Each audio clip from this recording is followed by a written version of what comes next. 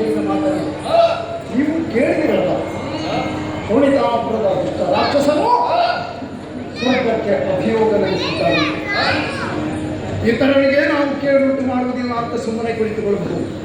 ಹಾಗೆ ನಾವು ಇನ್ನೊಬ್ಬರಿಗೆ ತೊಂದರೆ ಕೊಟ್ಟು ಸಂತೋಷ ಪಡುವಂತಹ ವಿಘ್ನ ಸಂತೋಷಗಳು ಇದ್ದಾರೆ ಅಂತ ಈಗ ನಮ್ಗೆ ಗೊತ್ತಾಯಿತು.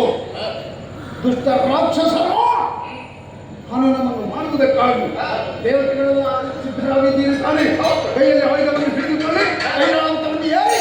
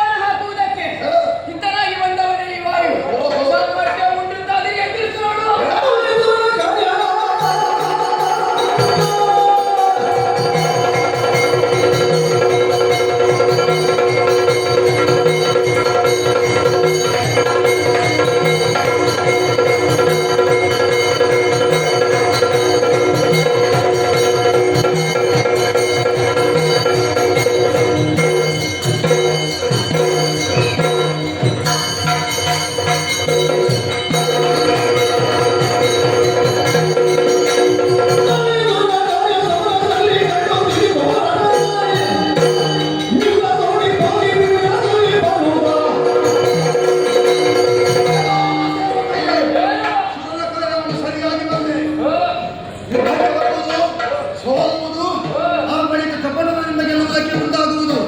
ಯಾವ ಕಪಟತನವನ್ನು ತೋರಿಸಲಿಕ್ಕಿಲ್ಲ. ಅಧಿಕಾರವನ್ನು ಬಿಟ್ಟು ಮಾಡ್ತೀಯಾ ಅಲ್ಲ ಕಂಡು ನಿಂತೀಯಾ?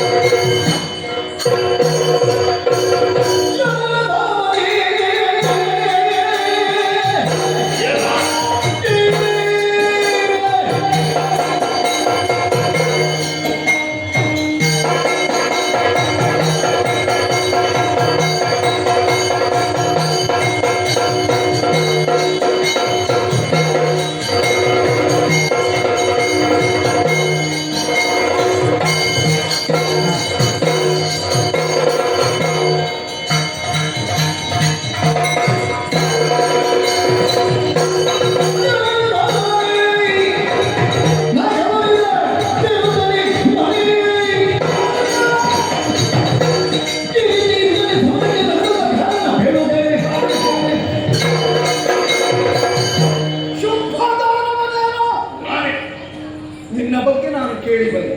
ಏನು ಕೇಳಿದೆ? ಉತ್ತಮ ಸಂಘಟನಕ, ಉತ್ತಮ ಪಾಂಡಿತ್ಯವನ್ನು ಬೆಳೆಸಿಕೊಂಡವ, ಉತ್ತಮ ಮಾತುಗ, ಸಂಘಟನೆ ಮಾಡುವುದು ಚತುರಮತಿ. ಆದರೆ ಇಂತಹ ಕಾರ್ಯಕ್ಕೆ ನೀನು ಯಾಕೆ ಮನ ಮಾಡಿದೆ? ಇದು ಚತುರಮತಿ ರಾಕ್ಷಸರನ್ನೆಲ್ಲ ಕೂಡಿಕೊಂಡು ಸ್ವರ್ಗಲೋಕಕ್ಕೆ ಅಭಿಯೋಗ ನಡೆಸಿದೆ. ಹೌದು. ದೇವತೆಗಳನ್ನೆಲ್ಲ ಹೊಡೆದು ಓಡಿಸಿ, ಸರಿ, ಯಾರೇ ಆಗಲಿ ಎಲ್ಲಿ ಇರಬೇಕೋ ಅಲ್ಲಿದ್ರೆ ಚಂದ. ಸ್ಥಾನ ಭ್ರಷ್ಟತೆ ನಶೋಪಂತೆ ರಾಜ್ಯದಲ್ಲಿ ಮಾಡಿದ್ದಾರೆ. ನಿಮಗೆ ಬದುಕುವುದಕ್ಕೆ ಭೂಲೋಕವಿದೆ, ಅಲ್ಲಿ ಸಕಲ ಸುಖವನ್ನು ಅನುಭವಿಸಬಹುದು. ನಾನು ಅಲ್ಲೇ ಇದ್ದವ, ಸಾಧನೆಯ ಮೂಲಕ ಈ ಸ್ವರ್ಗವನ್ನು ಏರಿದ್ದೇನೆ. ಹಾಗೆ ಒಂದು ವಸ್ತು ಬೇಕು ಅಂತಾದರೆ ಅದನ್ನ ಯಾವುದಾದ್ರೂ ಸ್ಥಾನವನ್ನು ಪಡೆಯಬೇಕು ಎನ್ನುವಂತಹ ಬಯಕೆ ಇರುವುದು ಹೌದು ಅಂತಾದರೆ ಅದಕ್ಕೆ ಸರಿಯಾದಂತಹ ಒಂದು ದಾರಿಯನ್ನು ನಮ್ಮ ಹಿರಿಯರು ತೋರಿಸಿಕೊಟ್ಟಿದ್ದಾರೆ. ಎಲ್ಲದಕ್ಕಿಂತಲೂ ಮನಸ್ಸು ಗಟ್ಟಿಯಾಗಿರಬೇಕು. ನಿಜ, ಮನಸ್ಸು ದೃಢವಾಗಿದ್ರೆ ಏನು ಬೇಕಾದ್ರೂ ಸಾಧನೆ ಮಾಡಬೇಕು. ಚಿತ್ತಸ್ಥೈರ್ಯ ಇಲ್ಲದಿದ್ದವ ಯಾವುದೇ ಒಂದು ಕಾರ್ಯವನ್ನು ಮಾಡುವುದಕ್ಕೂ ಆಗುವುದಿಲ್ಲ, ಅನರ್ಹ. ಭೂಲೋಕದಲ್ಲಿದ್ದಂತಹ ನೀನು ಸ್ವರ್ಗಕ್ಕೆ ಬಂದ ಉದ್ದೇಶವಾದ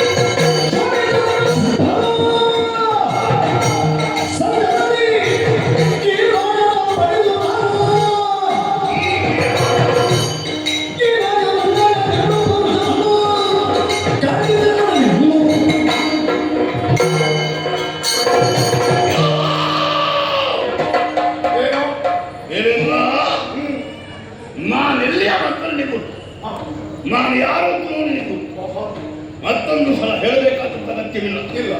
ಶೋಣಿತಾಪುರಾಧೀಶ ಗೊತ್ತು, ಶುಂಭದಾನವ ನಮ್ಮವರ ಅನೇಕರನ್ನು ಅವಲಂಬಿಸಿದ್ದಾರೆ. ಅವರೆಲ್ಲರನ್ನು ಪ್ರೀತಿಯಿಂದ ಕಂಡು ನೆಮ್ಮದಿಯ ಬದುಕನ್ನು ಕೊಟ್ಟಿದ್ದೇನೆ.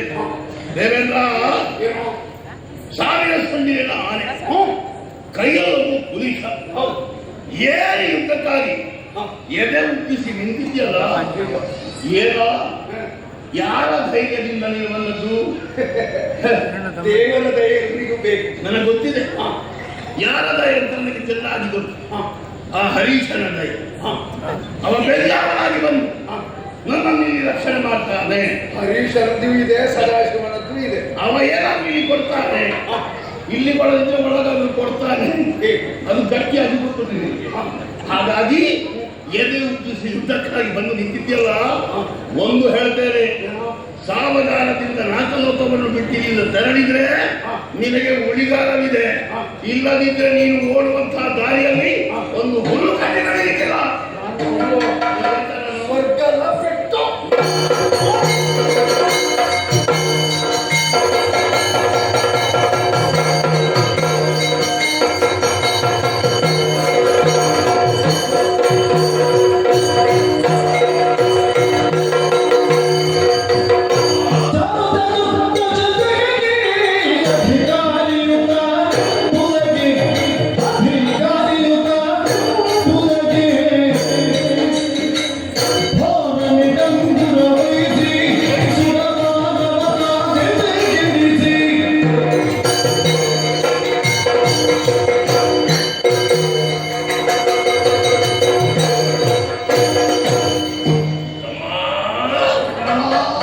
ನೋಡಿದ್ದೇನು ನಮ್ಮ ಪರಾಕ್ರಮ?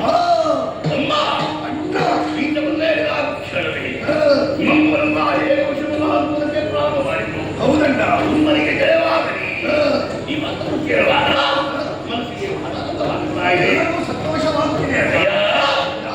ಸಾವಿರ ಚತುರ್ದಶಾದಿಗಕ್ಕೆ 14 ಲೋಕದಲ್ಲಿಯೂ ನಾವೇನೋ ಎಂಬುದನ್ನು ತೋರಿಸಿಕೊಟ್ಟಿದ್ದೇವೆ. ಅಧಿಕಾರ ಮುದ್ರೆ ಎನ್ನುತ್ತಿದ್ದೇವೆ. ಇನ್ನು ಮುಂದೆ 14 ಲೋಕದಲ್ಲಿ ಶುಂಭನೇ ದೇವ, ನೀನೇ ಸಣ್ಣ ದೇವ. ಹೇಳು, ಮತ್ತೆ ದೊಡ್ಡ ದೇವರು ಸಣ್ಣ ದೇವರು ಅಂತಿಲ್ವಾ? ಇಲ್ಲಿ ನಮಗೆ ಅರ್ಪಣ ತರ್ಪಣ ಶುಂಭ ಅರ್ಪಣ ಈ ವಿಷಯ ನನಗೆ ತಿಳಿದುಕೊಳ್ಳಬೇಕಾದ್ರೆ ಸಂಗ್ರಹದ ವ್ಯವಸ್ಥೆ ಮಾಡಬೇಕು.